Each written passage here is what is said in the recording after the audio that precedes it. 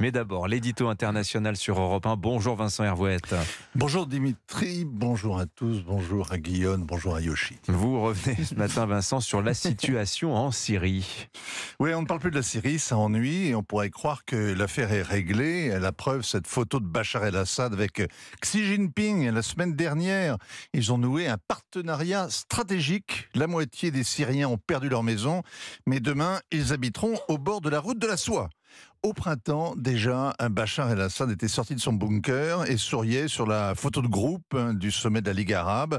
À l'évidence, l'Amérique de Joe Biden a autorisé ses alliés de la région à normaliser leurs relations avec le pestiféré qui a passé quand même 12 ans au coin, et ainsi se referme la parenthèse des révolutions arabes.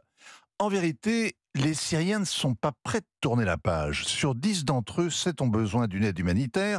Leur pays est en ruine et il est en miettes, et il n'en finit plus de s'émietter. Depuis un mois dans le nord-ouest, des combattants meurent dans d'obscurs règlements de compte entre milices et tribus, arabes et kurdes, pro-turcs et pro-américains. Dans le sud, depuis un mois, la hausse des prix de l'essence a mis les Druzes dans la rue, et la police reste discrète. Ne croyez pas qu'elle soit moins féroce, elle s'est habituée au pire. Alors ça, on le voit avec le rapport publié hier par l'association des détenus et des disparus de la prison de Sednaya. Oui, Sednaya, c'est le nom de l'enfer, mais un prisonnier malade prie tous les jours pour ne pas être repéré par les gardiens, parce qu'être hospitalisé à Tekrin, l'hôpital militaire de Damas, c'est comme une exécution sommaire. On y torture les malades, on les achève, on jette les agonisants dans les fosses communes. Titre du rapport: enterrés en silence. 100 000 Syriens sont morts en prison depuis le soulèvement.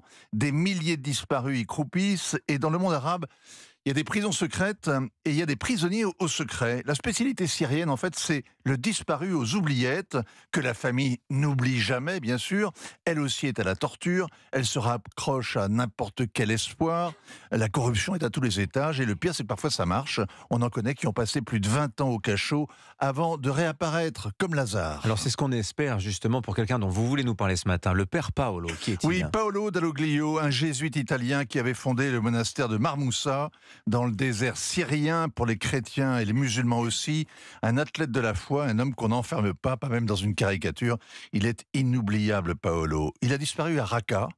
Il a réclamé à Daesh la libération de 2 chrétiens. Il l'a obtenu et on ne l'a plus revu. Depuis 10 ans pile, le Vatican, l'Italie, les services le cherchent en vain malgré les rumeurs. Ils ont remué ciel et terre, mais pas forcément tous les recoins des enfers. Et c'est là peut-être que Paolo Dalloglio survit aux côtés des pauvres, parmi les pauvres Syriens.